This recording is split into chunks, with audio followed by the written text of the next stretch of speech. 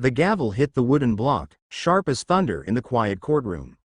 Life, the judge said, his voice heavy, final. The words seemed to hang in the air like a chain, cold, crushing, impossible to escape. 18-year-old Marcus Johnson stood frozen. His hands trembled, but not from fear, from disbelief. He wasn't guilty. He wasn't supposed to be here.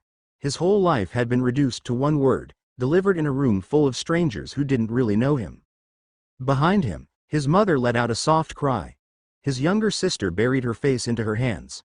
Marcus's world, the world of basketball practice, late-night gaming with friends, and dreams of college, had just been shattered. But Marcus didn't cry. Instead, he did something no one expected. He asked the judge for one last phone call. The courtroom shifted uncomfortably. Everyone assumed he wanted to hear his mother's voice one last time as a free man. When the phone was placed in his hand, he dialed a number memorized long ago. The courtroom was silent, the kind of silence where even the sound of breathing feels too loud. The call connected. "Dad?" Marcus said, steady but low. A pause. Then a deep, commanding voice answered. "Marcus. What's wrong?"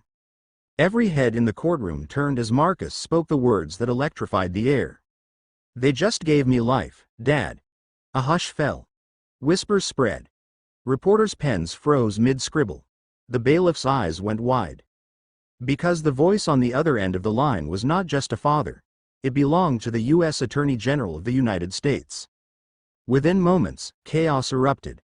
The judge leaned forward, confused. The prosecutor dropped his notes, and the defense attorney, who had begged for someone, anyone, to believe in Marcus's innocence, suddenly looked like the truth had finally found a way to break free.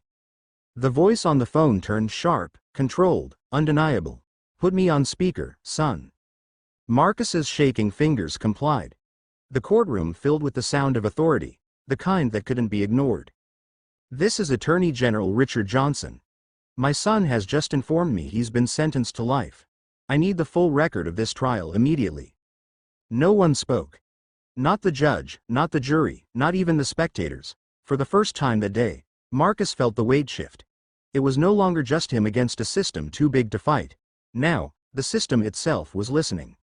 And in that moment, standing there in a courtroom where his fate had seemed sealed, Marcus realized something powerful.